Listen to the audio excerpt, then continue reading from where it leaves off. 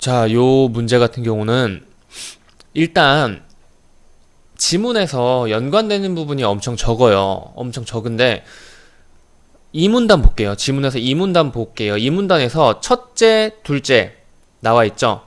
세 번째 줄에 첫째, 열 에너지는 온도가 높은 곳에서 낮은 곳으로 전달되는데 열적 평형. 그리고 아래에서 몇 번째냐, 아무튼 중간 부분에 둘째, 이문단 중간 부분이에요. 둘 다 이문단이에요. 이문단에 첫째, 둘째 있죠.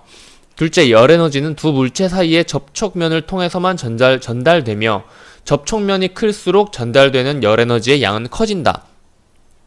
요 첫째랑 둘째 내용 가지고 지금 이거랑 연결 지은 건데, 이 지문에서 말을 하고 있는 건 뭐예요? 얼음.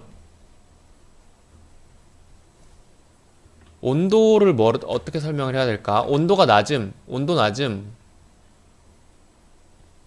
그리고 얼음 외부에 뭐 냉장고나 물이나 이런 걸 예로 들어가지고 설명을 해줬죠. 뭐죠? 온도, 높음이죠. 그리고 보기에선 뭐라고 이야기를 하고 있어요? 코끼리. 코끼리가 체온을 일정하게 유지하는데 귀를 흔들어가지고 혈액의 온도를 낮춘다 그러죠. 그러면은 코끼리는 여기로 가야 될 거예요. 코끼리, 온도, 높음, 공기, 온도, 낮음, 요렇게 봐주시면 됩니다. 그런데 여기에서 제가 드릴 말씀이 있는데, 굳이 지금 지문을 안 갖다 붙인 게 이유가 뭐냐면은 굳이 얘를 굳이 알 필요가 없어요.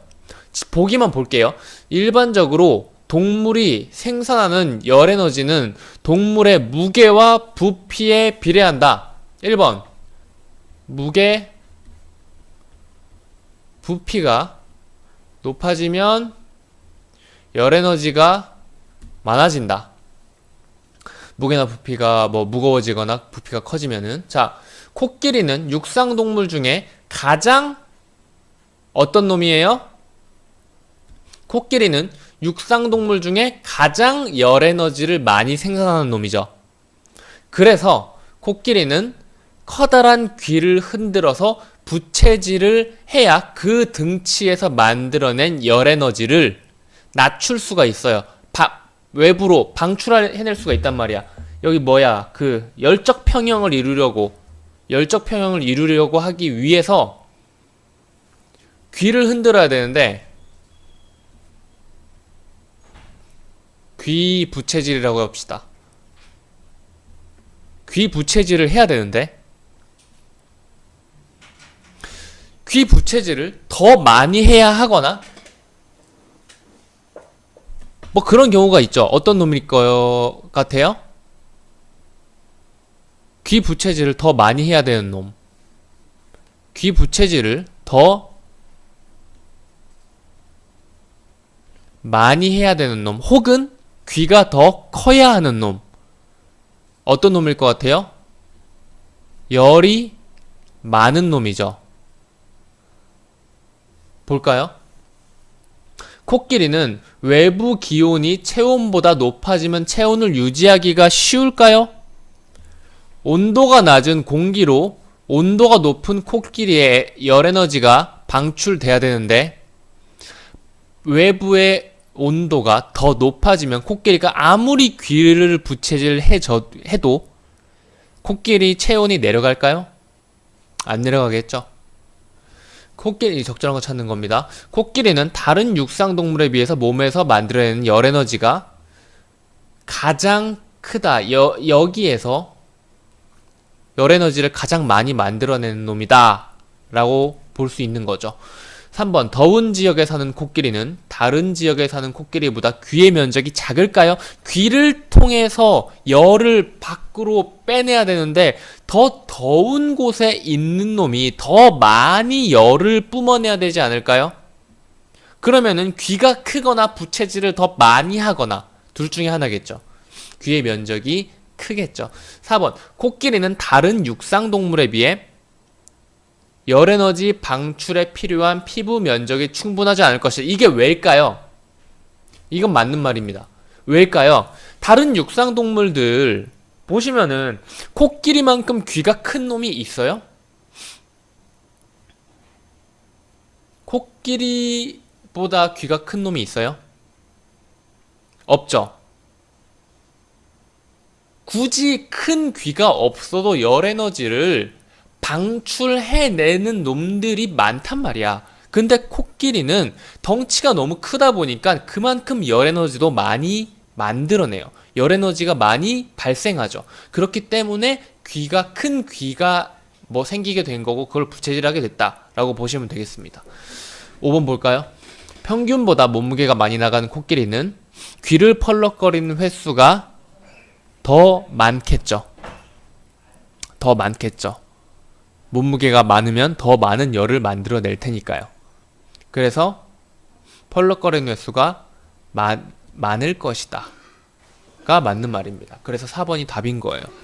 굳이 지문에서 막 근거를 찾으려고 할 필요가 없죠. 왜냐면 지문에서는 코끼리에 대한 이야기가 전혀 나온 적이 없잖아.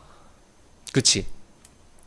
요것만 보고도 사실은 풀 수 있는 문제였고, 요런 문제들이 지금 요 지문이 1학년 지문 보기 문제지만은 심지어 2점짜리잖아요. 엄청 쉬운 거란 말이에요. 이게 평가원이나 수능의 3점짜리 문제, 3점짜리 보기 문제에서도 이런 식으로 풀리는 애들이 있어요. 나중에 가시면 알게 되겠지만은 2018년 11월, 그러니까 2018년 수능, 2019학년도 수능이죠. 거기에 뭐였더라?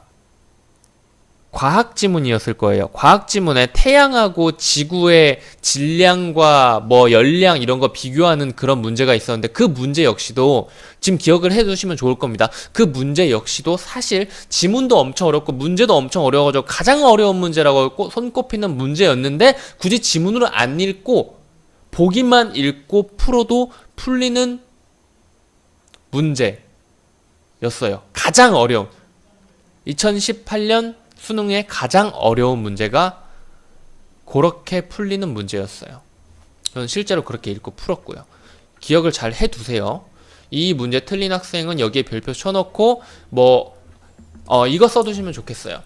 이거 별표 쳐놓고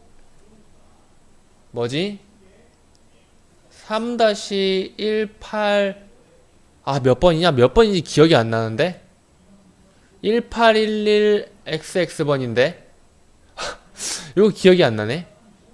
지금 그냥 찾아줄게. 지금 그냥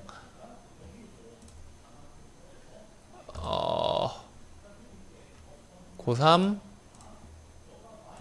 문제를 봅시다.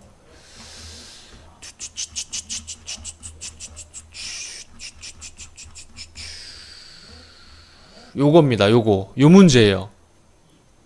문제 하나가 반 페이지를 차지하고 있다니까? 요거예요, 요거. 요게 저 문제랑 똑같은 문제였어요. 1811 31